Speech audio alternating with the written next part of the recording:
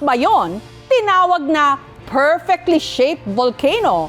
Meron ding sinasabing perfectly circular shape na lawa sa Pilipinas. Ito ang Lake Ticob.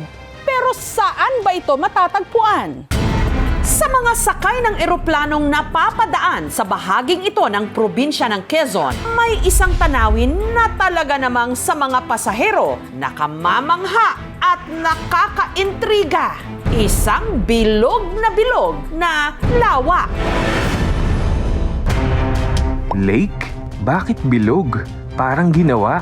Hala, bakit po may hole dyan? San po yan banda? Parang sinkhole. Ang parang giant pool sa ere nasa paanan ng Mount Malipuño na malapit din sa sagradong bundok ng Mount Banahaw. Sakop ito ng Barangay Ayusan at San Pablo sa bayan ng Chaong sa Quezon. Ito ang ipinagmamalaki nilang Ticob Lake.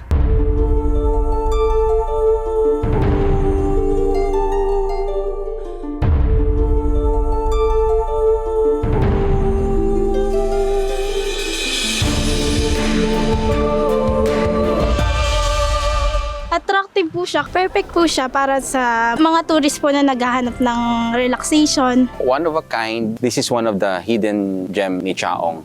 Tinatayang may sukat na 50 hectares. Ang lalim nito, wala pa raw nakakasisid. Pero tinatayang nasa 75 meters o 246 feet. Pa-diamond shape sa ilalim. Ayon na rin po sa pag-aaral ng Mines and Geosciences Bureau. Si Ticob ay walang inlet and outlet. So, ang tubig po nito ay pinangangalagaan na hindi makontaminate. Ang kulay ng tubig sa lawa nagiging berde at asul, depende raw sa klima. Yan po sa umaga maasul. Medyo green na medyo malinaw na po siya. Monthly po, nagpapa-operation linis po kami. May view deck kung saan makikita ang kabuuan ng lawa. Pero para sa mga turistang gusto itong makita ng malapitan mula sa itaas na bahagi ng kalsada, kinakailangang lumakad ng 10 hanggang 15 minutos pababa sa ginawa ritong hagdan. Nag-umpisa yung development nito way back 1980s to 1970s. Puntahan na talaga siya ng mga birdwatchers. Ang paligid kasi ng lawa, madalas ding tambayan ng mga ibong tagak at kanaway. Sagana rin ang ilalim ng kanilang katubigan. Dito nahuhuli ang nasa kalahating pulgada na laki ng hipon. Ito po ay pang-araw-araw naming hanap buhay. Malimit namin ditong gawin binayo at ginatan.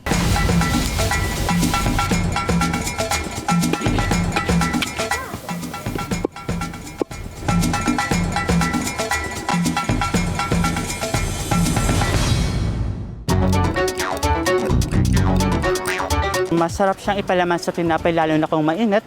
Paniwala ng mga residente, ang Ticob Lake, bahagi ng isang bundok na ayon sa mga kwentong bayan, tumaob.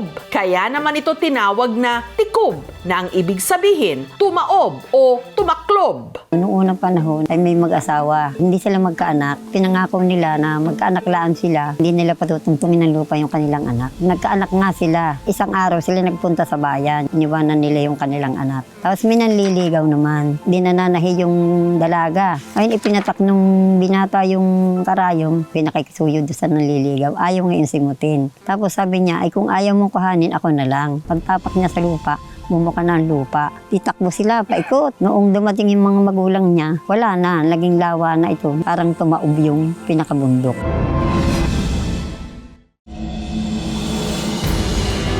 Ang 2 dekadang mangingisda namang si Carlito, naniniwala na sa pusod ng Ticob Lake, may isa pa raw natatanging yaman. Ako sumisid doon eh. Doon may kuwibang malaki. May nakuha doon. Isang kahon daw yun. May po sabing ginto daw yun. Pero nakita mo? Ay, hindi na. Kasi gabi na dinali na yun. Pangamba naman ng kapitan ng barangay na si Celso, ang Ticob Lake, posibleng gaya rin daw ng lawa ng Taal sa Batangas. Sa tingin naman po natin, hugis bulkan po talaga.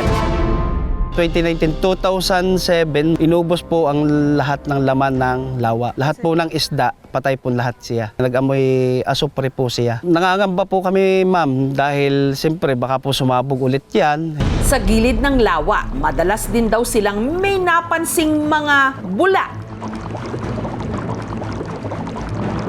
Sa umaga, pagdaan mo doon, may kerosene talaga. Meron daw pong mina ng langis dyan, ayon po sa kwento nung aking lolo. Hindi po natuloy yung pagmimina at dahil lang sabi, pag daw minina yan, aalsa ang tubig. Hindi po siya potable, pero hindi naman po ito makakaapekto sa mga isda na pwedeng kainin. Hindi po siya pwedeng inumin. Para masuri kung may katotohanan ba ang hinala ng mga residente na dati itong bulkan at kung posible ba talagang may deposito rito ng gas, binisita ng mga kawani ng MENRO o ng Municipal Environment and Natural Resources Office ng Chaong ang lawa. Ito na po yung sinasabi po namin na bulabod na nag-aamoy gas po siya. Nakita natin na talaga na nagbabubbles at pag pumutok yung bubbles talaga maamoy natin na nag-aamoy petrolyo siya o nag-aamoy gas siya. Kung ihahalimbawa natin, para tayong naglagay ng gas doon sa ibabaw ng tubig, ang tanggapan ho ng MENRO ay nakikipag-ugnayan po sa iba't ibang sangay ng gobyerno na posible hong makatulong sa atin. Ang Lake Ticob, it is part of our volcanic. Meron tayong mga